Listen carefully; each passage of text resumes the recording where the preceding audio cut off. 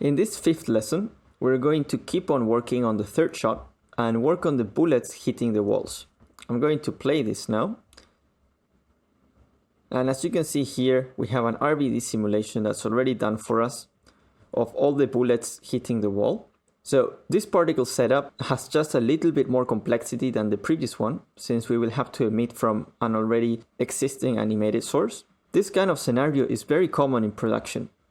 In this case, we have an existing RVD simulation of the wall pieces coming off, so the nice thing is that the timing is already done for us. We just have to focus on complementing this effect by adding an extra layer of finer debris. A lot of times you might be tasked with doing both the RVD sim and the secondary particles, but some other times you might receive a cache from another artist. Either way, you will start working from an existing cache and you will have to find a way to create a good source from those deforming pieces. This kind of effect is used all the time, especially with RVD simulations. You always want to add an extra layer with detail, with lots of very small pieces, which would take longer to do in Bullet and wouldn't be efficient at all. To get started, I'm going to create over here a new geometry container. So we can call this our wall impact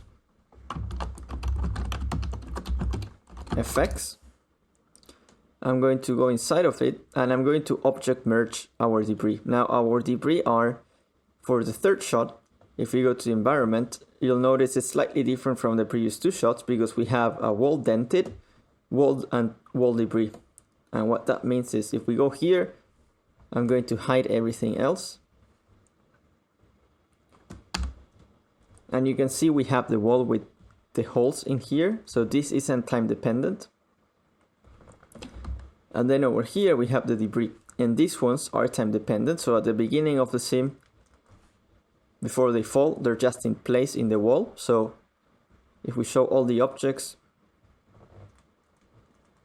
we can see that we can't see the holes in the wall and then they start to move. So it's called wall debris. So this is what we're going to object merge. So I'm just going to do Control C to copy. Let's go back to our object, our wall impact effects, and we can create an object merge. And here you can actually do Control V, that will paste it. Okay, let's not show any other objects. Let's have a quick look at what our debris have. We have a hit frame. That is the frame in which these debris are actually starting to move when the bullet impact happened. So you can see it's different. It goes all the way from 50 to 60, so over 10 frames. Then we have an impact ID. So that is the same for each one of these impacts. They all share that ID. We can actually see if we just do a color, and I'm going to set it to be random from attribute, and we call it impact ID. You can see each one of them is a different impact. Then we have our orient, position, velocity, and angular velocity. So that's the standard thing that you get out of DOPs. So you can see once they start to move, this go above 0. And finally, we have some primitive attributes. We have debris and name. So what debris means is it's an ID for every small chunk. So you can see all these share the same impact ID, but the debris actually, if it's a primitive. And right now we have 53 pieces. And I think we have to delete, yeah, this already has color, so I'm just going to do an attribute delete. That's why it's not showing us the primitive color, because we have it at the point level. So let's just delete it. There we go. So you can see each chunk has its own debris. So this is kind of the ID for every piece, and then we have a name that's associated with it. So debris 1, and then we have wall debris 1. And finally, we have a group called inside and another one called outside, and that's going to determine if this is inside or outside the wall. That's going to be useful as well. So we can do a blast inside. That's going to, well, this one isn't very precise there, but you can see that's the part that is facing the exterior side of the wall. And if we delete non-selected, we get all the stuff, the gray part basically, that's inside of it. Okay, so having been through that, and now that we're familiar with this cache that we're getting, before doing any more work, I want to talk about what happens when you read a cache from disk. So anytime that you load a file, you will very likely be reading integer frames. So in this case, we're loading frame 1043, 1044, 1045.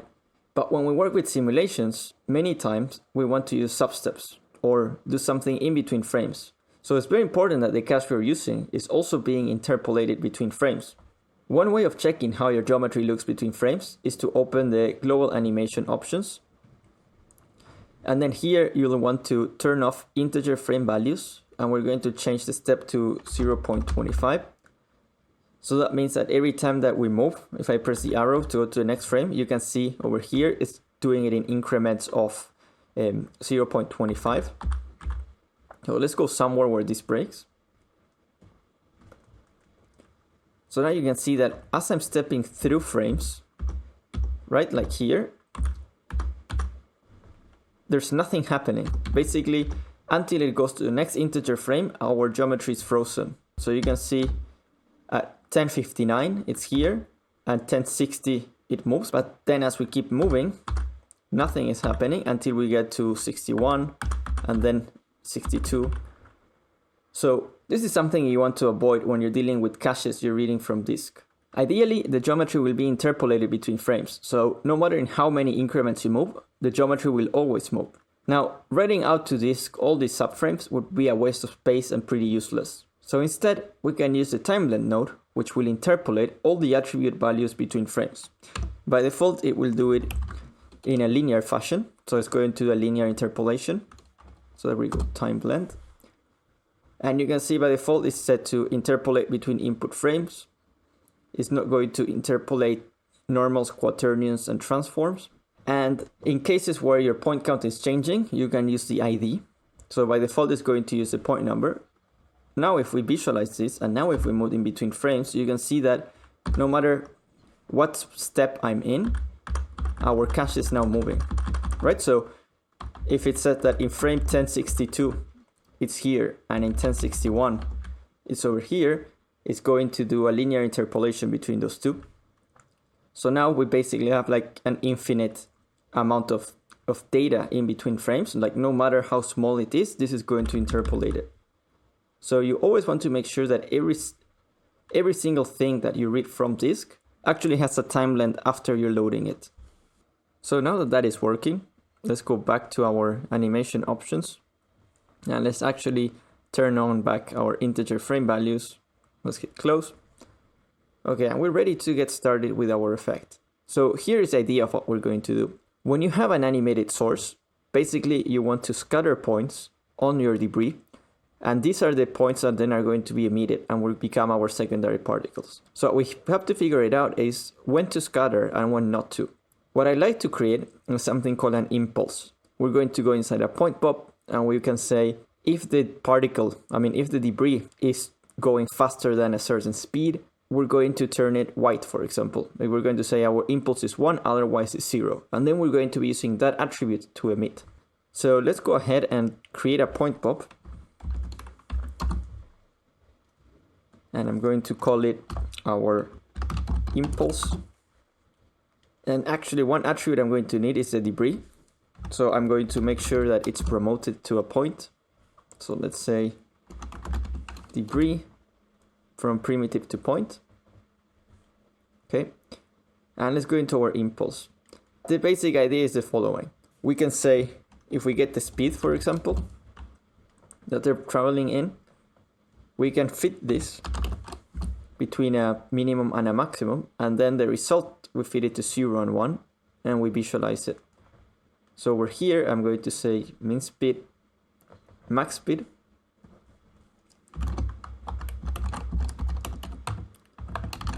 So min speed, and over here, our max speed.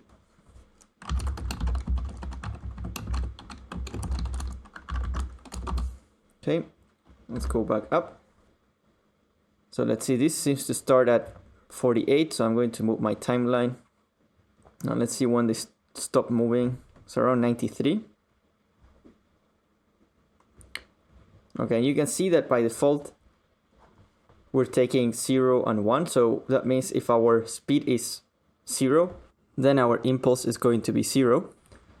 And if it's 1, if it's higher than 1, you will see that it's set to white. So that means that we will be emitting secondary debris when our pieces are white.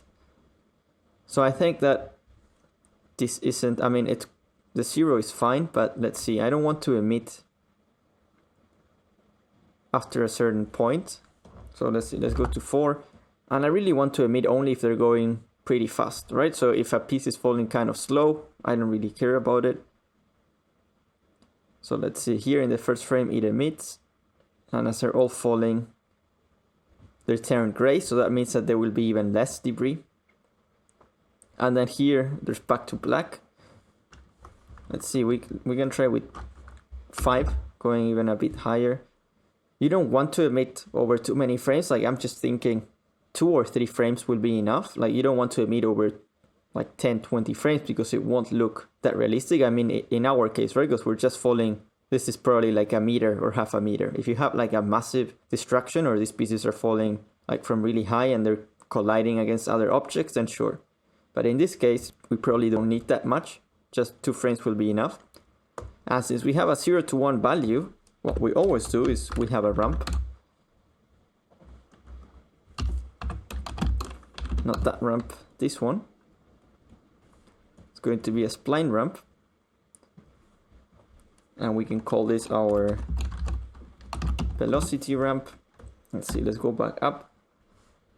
So we can get it to be, we can basically push these values even more, and we can say it will only emit when it's really, really high. So you can see now we just turned these ones, we turn them even more gray. Something like that. Okay, so this will be our big pieces that will emit most of the debris. Okay, but that's just dealing with 1, right? That's just dealing with the speed factor. But we can add in a few other things. So for example, I'm just going to focus on these ones over here. And let's see. So right now they're black. Here they start to emit. Now I also want to mix it maybe with the H. So we have the hit frame. So what we can say is that if your 5 frame past hit frame, then be 0, right? So it's going to mix the velocity with our hit frame. So let's actually bind that. So hit frame, and that's a float. And what we can do is grab the frame over here, and we can fit this. And our minimum is going to be this, the hit frame, and our maximum can be the hit frame plus some number, for example. So let's see, we can have a constant, so we can have it be maybe 4 frames.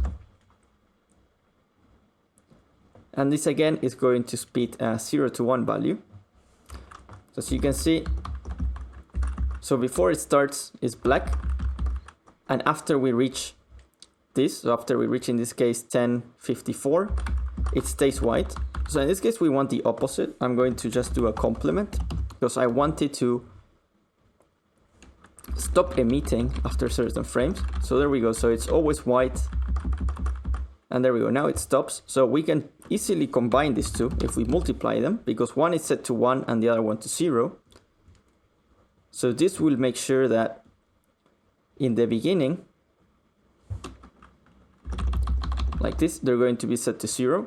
But then if the velocity, basically this is making sure that if our velocity is high enough, and if we are below our maximum H, in this case it's going to be 4 frames, then we can emit. After that, as you can see, it will just turn black again.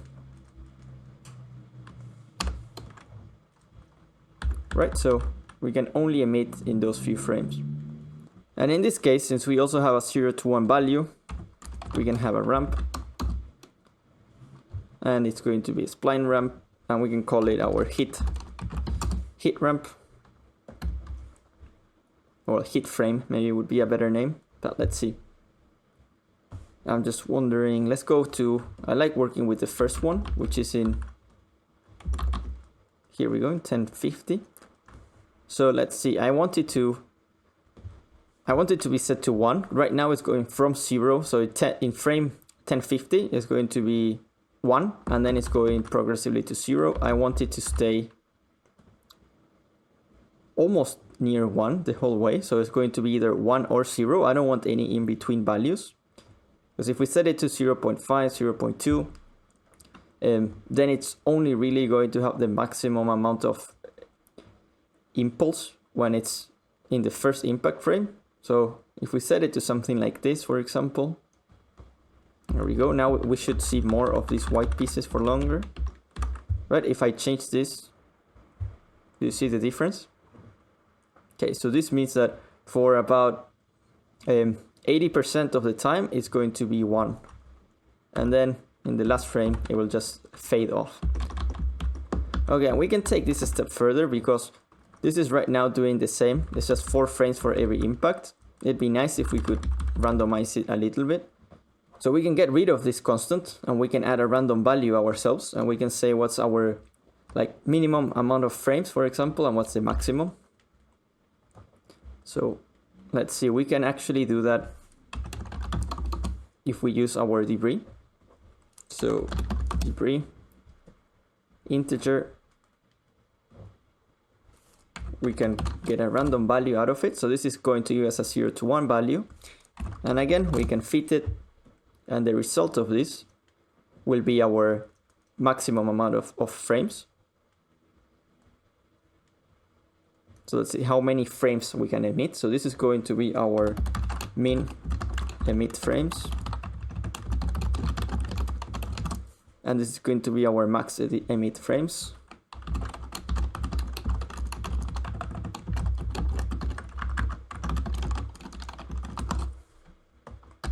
Okay, and we can say that some of them are just going to emit for 2 frames and some others for 5 frames, for example. And an easy way of visualize this is if we create a blast and we say our impulse is going to be less than 0.1. And I actually think that we haven't created it. We're just visualizing it in the color. Yeah, we are. So let's create it over here. This is now becoming our impulse. Okay. So whatever we see now will be the frames when we're emitting. And as you can see, if we set this to 5 frames, we'll see them all a lot more. If we set it to 10 frames. Right, so let's say so 2 frames.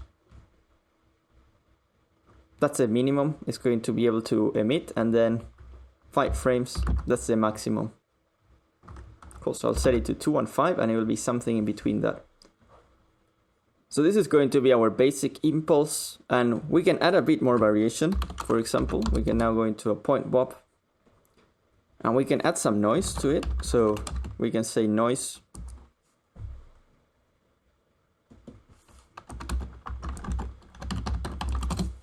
impulse, and let's go inside of it, and I'm going to read the impulse.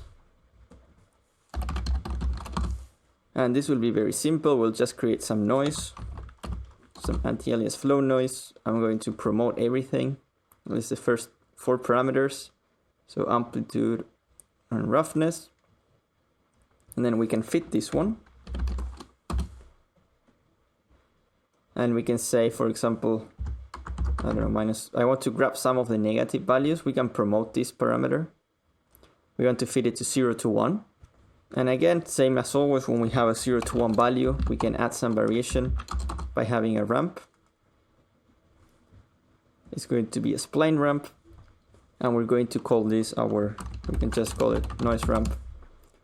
Okay, and then we're just going to multiply them together. Like that. And now that's our new impulse. Let's bind export it to impulse. And we can look at the new impulse here in the color. So far we've added the impulse based on the debris. I want to make this noise pretty high frequency so that we have some variation within every debris. So let's see, let's go to one of these frames. Okay, I think right now our frequency might be too low. So let's see, let's start to increase it.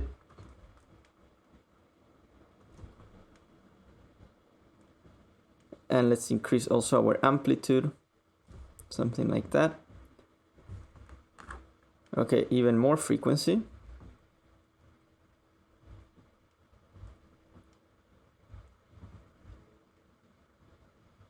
Let's see, something like that. Maybe I'm going to change the offset.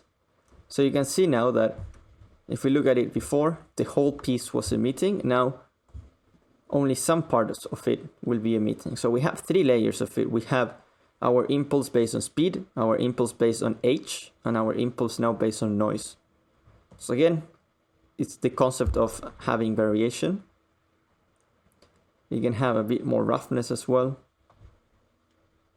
And I think that is going to look better. So let's see. Now only these pieces are going to be emitting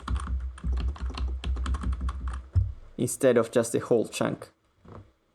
Okay, and the last thing we have to do now is, since we have our nice impulse attribute, we can create a scatter. I'm going to connect it, and we don't want any relaxed iterations. We want it based on density scale. And then here on density attribute, I'm going to provide it our impulse. So that means that whenever our impulse is 1, so let's see, let's increase this and find these points. So whenever our impulse is greater than 0, we're going to have more points in there. So let's see, let's add another 0 in here. Let's see, maybe something like that. How many points is that? That's just 1,000. Let's see, 4,000 points. Okay. And then the other thing I'd like to do is, here we have a group. So remember how we said we have the inside and outside group. It doesn't make sense to emit points on the outside, right? If we have a look at these parts, at the wall, if that is the wall, we really don't want any points there. It's going to look strange. So let's get rid of that. And you can see it makes a difference, right? Like that is the wall. So this makes sure that there's no points on that wall and only on the interior. And then we can leave our blast here also to get rid of the points that have low density. So I mean, that have a low impulse. And we can change it here. We can set it to, for example, 1.5 or 1.2, right? And then you'll have even less of those points. But I think, let's see, maybe 1.2. Okay, so that means that this point is not going to emit, I mean, this debris is going to emit a lot more than that one, for example. And let's have a look at what they all look like. Cool, and I think, yeah, we can definitely have a lot more of this, so times 2. And let's go to some random frame, and we have 10,000 points, so I think that will do for now. Awesome, so that's it for our source. So the next step we have to do is create our velocity, and then we can create also our mass, friction, and bounce.